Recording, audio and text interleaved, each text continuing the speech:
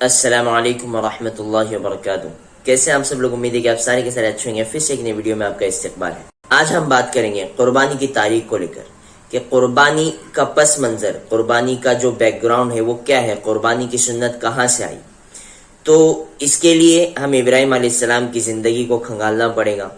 تو چلیے قرآن کی طرف بڑھتے ہیں۔ اللہ تعالیٰ سورہ زاریات میں رکوع کے شروعات میں ہی فرماتے ہیں هل اتاک حدیث ضیف ابراہیم المکرمین، کیا تمہیں ابراہیم علیہ السلام کے جو معزز مہمان تھے ان کی کچھ واقعہ تم تک پہنچا ہے؟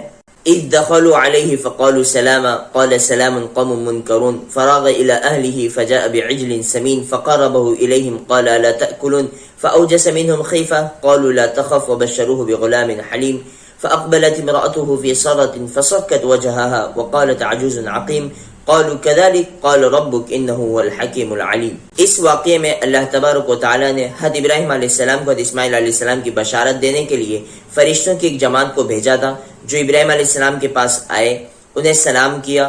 تو مہمان کے استقبال کے لیے ابراہیم علیہ السلام اندر گئے۔ ابراہیم علیہ السلام نے فرشتوں کی جماعت کے لیے کھانے کا دسترخوان سجایا۔ انہیں لگ رہا تھا کہ یہ ایک ہمارے مہمان کی شکل میں آئے ہوئے کچھ لوگ ہیں جو مجھ سے ملنے آئے ہیں، لیکن جب فرشتوں نے کھانے سے انکار کیا تو ابراہیم علیہ السلام کو دل میں کچھ خوف محسوس ہوا۔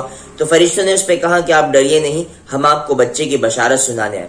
جیسے ہی یہ کلمات انہوں نے کہے تو اندر سے حضرت حاجرہ علیہ السلام آئی اور کہنے لگی کہ مجھے بچہ کیسے ہو سکتا ہے، میں تو بانجھ ہو چکی ہوں۔ اور میں آپ کو بتا دوں اس وقت ابراہیم علیہ السلام کی عمر 96 ایئرس تھی، 96 سال کی عمر تھی، اور اللہ تبارک و تعالیٰ نے بچے کی بشارت دی۔ جب یہ بچہ پیدا ہو گیا، اللہ تبارک و تعالیٰ نے ابراہیم علیہ السلام کو چونکہ اپنا خلیل منتخب کیا تھا تو ابراہیم علیہ السلام کے دل میں بچے کی محبت بھی غالب تھی، اللہ کی محبت بھی غالب تھی۔ اللہ کی محبت اتنی غالب کہ بہت سارے واقعات ابراہیم علیہ السلام کی اور اللہ کی محبت کے ملتے ہیں جو ایک الگ ہی لیول کے ہیں۔ تو یہ ایک اللہ سے محبت، ایک بچے کی محبت۔ تو جب بچہ بڑا ہوتے گیا تو اللہ تبارک و تعالیٰ نے اپنی محبت کی آزمائش کے لیے کہ ابراہیم کے دل میں کس کی محبت ہے، میری محبت ہے یا بچے کی محبت ہے، تو ابراہیم علیہ السلام کو خواب میں دکھایا کہ وہ اپنے بچے کو ذبح کریں۔ اور چونکہ نبیوں کے خواب تھے تو نبیوں کے خواب چونکہ ایک وحی کی تعبیر ہوتے ہیں، تو اللہ تبارک و تعالیٰ نے اس واقعے کو 23 پارے میں بیان فرمایا سورہ صافات میں۔ اللہ فرماتے ہیں فلما بلغ معه السعي قال يا بني اني ارى في المنام ان يذبحك فانظر ماذا ترى قال يا ابت افعل ما تؤمر ستجدني ان شاء الله من الصابرين فلما اسلم وتله للجبين وناديناه يا ابراهيم قد صدقت الرؤيا انا كذلك نجزي المحسنين۔ اللہ تعالیٰ نے یہاں پہ ان 2-3 آیات میں اس واقعے کی منظر کشی کی جو واقعہ کسی کے وہم و گمان میں بھی نہیں تھا کہ ایک 96 سال کا بوڑھا باپ اپنے بچے کو ذبح کرنے جا رہا ہے۔ حضرت ابراہیم علیہ السلام نے خواب میں دیکھا کہ وہ اپنے بچے کو ذبح کر رہے ہیں، تو جب بیدار ہوئے تو ابراہیم علیہ السلام نے اسماعیل علیہ السلام سے مشورہ کیا کہ بچے میں تجھے دیکھ رہا ہوں خواب میں کہ میں تجھے ذبح کر رہا ہوں۔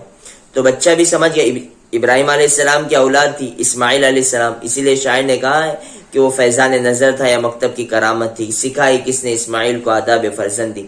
کہ باپ کے بس اشارے پہ حضرت اسماعیل علیہ السلام نے کہا یا ابت افعل ما تؤمر ستجدنی انشاءاللہ من الصابرین، ابو جان آپ وہ کام کر گزریے جس کا آپ کو حکم دیا گیا ہے، ستجدنی انشاءاللہ من الصابرین، یقیناً ان قریب تو آپ مجھے صابرین میں سے پاؤ گے۔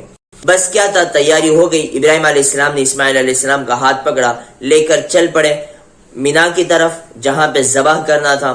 ابراہیم علیہ السلام نے اسماعیل علیہ السلام کو لٹا دیا۔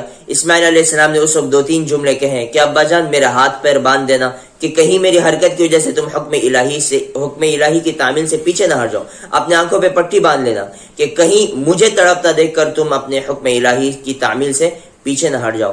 یہ سب ہو گیا۔ ابراہیم علیہ السلام نے چھری تیز کی، اسماعیل علیہ السلام جو حلقوم پہ رکھی چلانی چاہیے، چھری نے چلنے سے انکار کر دیا۔ پھر ابراہیم علیہ السلام نے چلانی چاہیے، پھر چھری نے چلنے سے انکار کیا، پھر چلانی چاہیے، پھر چھری نے چلنے سے انکار کیا۔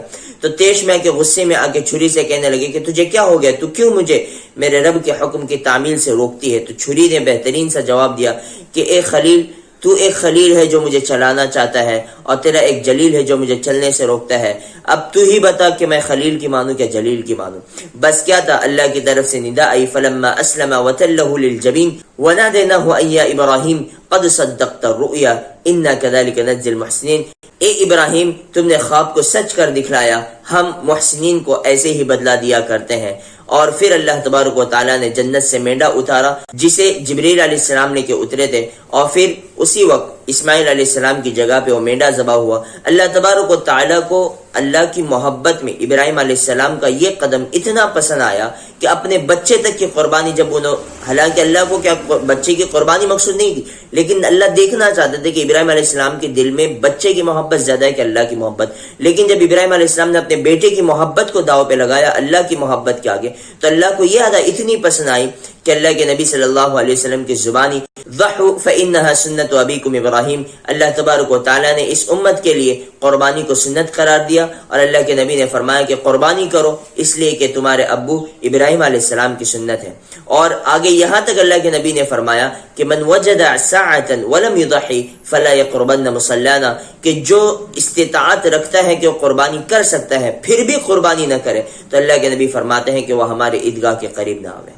تو یہ ایک مختصر سا قربانی کی تاریخ تھی۔ اگر ہمارے پاس استطاعت ہے اور ہم قربانی کر سکتے ہیں، جانور لا سکتے ہیں، تو اس قربانی کو اس انداز میں ہم قربانی پیش کریں، نہیں تو آج کل جو حصوں میں قربانی دی جاتی ہے تو اس میں بھی ہم اگر آپ قربانی دے سکتے ہیں تو اس میں بھی کم از کم اس میں تو بھی اپنے گھر والوں میں سے کسی ایک کی طرف سے قربانی ادا کرنے کی کوشش کریں۔ اور اس کے لیے اگر آپ ہماری نگرانی میں، چونکہ علماء کی نگرانی میں ماشاءاللہ ہم قربانی کرتے ہیں، حصے کی قربانی، اور پر حصہ ایک 1500 روپے ہوتا ہے، تو اگر آپ ہمارے ساتھ میں ہمیں بھی کچھ ثواب کا موقع دیتے ہوئے، آپ کی عبادت ہوگی، ہماری خدمت ہوگی، اور غریبوں کی مدد بھی ہو جائے گی اس میں، تو یہ جو قربانی کی گوشت ہوتا ہے وہ غریبوں میں تقسیم ہوتا ہے۔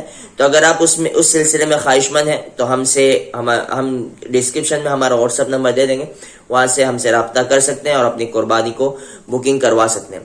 بس آج کے لیے اتنا ہی، کل پھر ملیں گے انشاءاللہ ایک کچھ نئے مسائل کے ساتھ میں، قربانی کے جانور کی عمر، اور اسی طرح سے کون سا جانور صحیح ہو سکتا ہے، کون سا جانور نہیں ہو سکتا، کس جانور پہ قربانی ہو سکتی ہے، کس جانور پہ نہیں ہو سکتی۔ تو ان مسائل کے لیے آپ ہمارے چینل کے ساتھ جڑے رہیں، اس کے لیے سبسکرائب بھی کریں، لائک بھی کریں ویڈیو اگر پسند آئی ہو، اور دوسروں تک اس واقعے کو شیئر بھی کریں تاکہ لوگوں کو پتہ چل جاوے کہ قربانی کے پس منظر، قربانی کی تاریخ کیا ہے، قربانی کیوں کی جاتی ہے۔ ٹھیک ہے، انشاءاللہ ملتے ہیں اگلی ویڈیو میں، تب تک کے لیے اجازت دیجیے، اللہ حافظ، السلام علیکم ورحمۃ اللہ وبرکاتہ۔